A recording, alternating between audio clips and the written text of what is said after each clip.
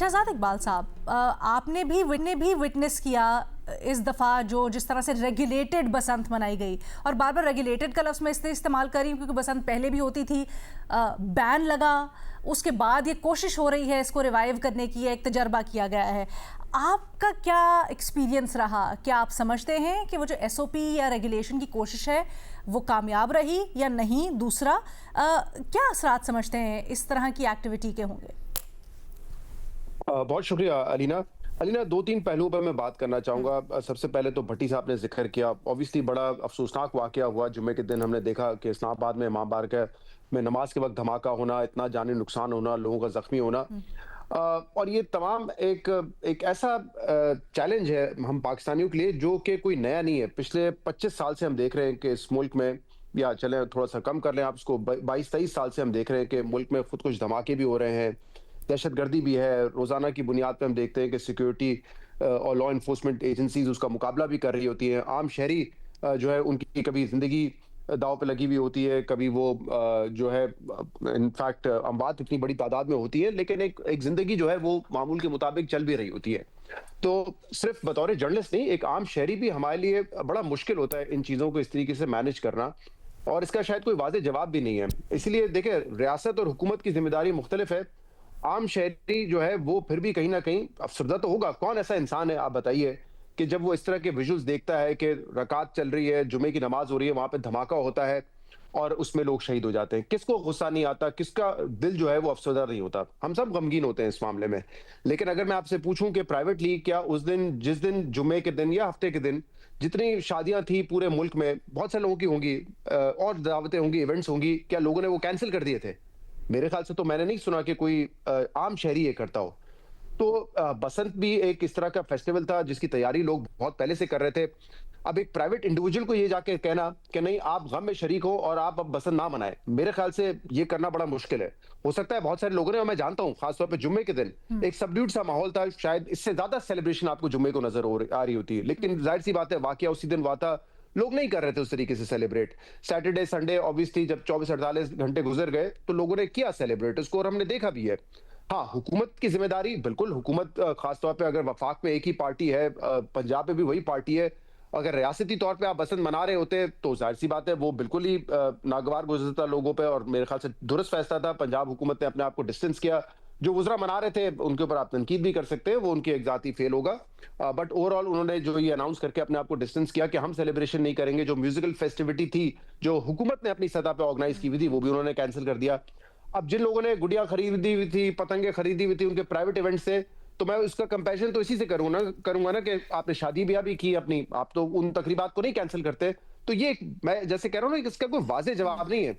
हम गम में भी होंगे, जब हम टीवी पे देखते हैं हर बंदा अफसरदा होता है, लेकिन फिर आपको अपनी लाइफ भी कंटिन्यू करनी है, क्योंकि ये दहशतगर्द चाहते क्या है? ये तो चाहते हैं, इनके तो अज़ाइम ही यही कि हम कुछ ना करें। जब नमाज के वक्त, और ये तो एक अरसे बाद हमने देखा है कि नमाज के वक्त ये हमला हुआ है, पहले तो तवातर से होते थे, जुम्मे का दिन में खतरा बन गया था, तो फिर वो क्या चाहते थे? वो दहशतगर्द चाहते थे कि मुसलमान 2 वक्त की नमाज भी ना पढ़े वहां जाकर। उन्होंने हमारी क्रिकेट को निशाना बनाया। 10 साल मुल्क में क्रिकेट नहीं हुई। अभी जब बलूचिस्तान का ये इंसिडेंट हुआ था जिसमें उन्होंने 12 मकामात पर हमला किया, ऑस्ट्रेलियन टीम यहाँ पे थी लाहौर में, 1 फरवरी को संडे को मैच था यहाँ पर, तो मैच में लोग जा रहे थे, सेलिब्रेट भी कर रहे थे, तालियां भी बजा रहे थे। हम क्या करें? हम उस मैच को कैंसिल कर दें, या लोगों को कहें नहीं एम्प्टी स्टेडियम्स रखो, घर में बैठ के देखना है तो देखो, सेलिब्रेट ना करो? तो ये बड़ा मुश्किल, ये मैं बता रहा हूँ, ये बड़ा मुश्किल सवाल है। लोग अफसरदा भी होते हैं, बहुत सारे लोग शायद अपनी जाती तौर पे एक्टिविटीज कैंसिल कर देते होंगे, कुछ नहीं करते होंगे, कुछ गम का इजहार मुख्तलिफ तरीके से करते हैं। ये एक मुश्किल जिंदगी है, एक मुश्किल टाइम में हमने देखा है 20-22 साल से, हम मुसलसल देखते आ रहे हैं। दुआ यही है कि ये खत्म हो, इस तरह के वाकयात ना हो। लोग बाहर से कंपैरिजन करते हैं, मैं थोड़ा लंबा इसका जवाब दे रहा हूँ क्योंकि ये इशू ऐसा है। बाहर जब लोग मसाले देते हैं, देखिए फला जगह इंसिडेंट हुआ तो 3 दिन तक जो है सोग मनाया गया।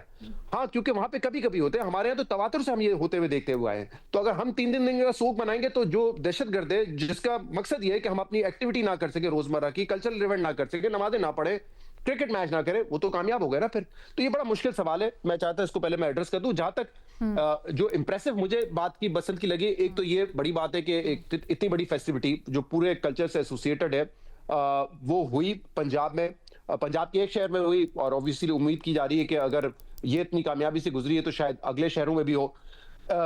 मुझे जो चीज वाकई इंप्रेस की, क्योंकि पाकिस्तान जैसे मुल्क में हम पॉलिसी तो बना लेते हैं, लेकिन पॉलिसी बना के उसकी कंप्लायंस करना, इम्प्लीमेंट करना मेरे ख्याल से ये बहुत मुश्किल काम है पाकिस्तान जैसे मुल्क में, क्योंकि अगर हुकूमत की विल हो, हुकूमत अपनी मुकम्मल एफर्ट भी करे ना, तो शहरी साथ नहीं देते। वेरी अनफॉर्चुनेट कि हम नहीं करते। हम, आप देखिए, मैं किसी भी मुल्क में जाता हूँ, सबसे बड़ा कंपैरिजन क्या है कि आपकी सिविक सेंस क्या है, आपकी रोड सेंस क्या है। क्या लोग पेवमेंट पे चल रहे हैं, फुटपाथ पे चल रहे हैं, सड़क के बीच में चल रहे हैं? क्या गाड़ियां जो है वो सिग्नल पे रुकती हैं? क्या रॉन्ग वे तो नहीं आ रही? मामूली चीजें जो आप नोट करते हैं, तो आप देखते हैं पाकिस्तान में कानून होने के मुताबिक लोग फॉलो नहीं करते क्योंकि कंप्लायंस नहीं होती।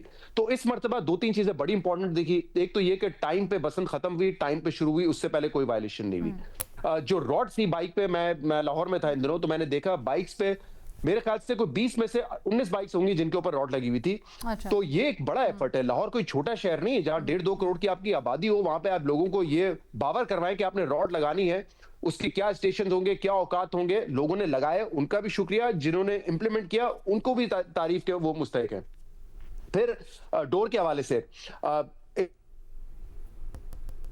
शहजाद, इस सैटरडे के बाद तक की रिपोर्ट जो थी हुकूमत, जी आवाज, शहजाद डोर की बात आप कट गई थी। जी सैटरडे, जी सैटरडे को आपने देखा कि सैटरडे की जो रिपोर्ट आई उसमें भी कहा गया कि 6 अमवात हुई हैं, जिसमें 4 शायद ऐसे अफराद थे जो कि अपने छतों से गिर गए, दीवारें वहां पे पक्की नहीं थी, या फिर लोग पतंग लूटने गए, उसमें उनकी अमवात हो गई। नहीं होनी चाहिए थी, अफसोसनाक है। और इसीलिए मैं कह रहा हूं कि कुछ शहरियों को भी थोड़ा सा एहतियात करने की जरूरत है। लेकिन ये प्रोटोकॉल जो थे, सेफ्टी प्रोटोकॉल्स, उनको इंप्लीमेंट करना मेरे ख्याल से ये बड़ा मुश्किल काम है पाकिस्तान जैसे मुल्क में जहां लोग इतना साथ नहीं देते।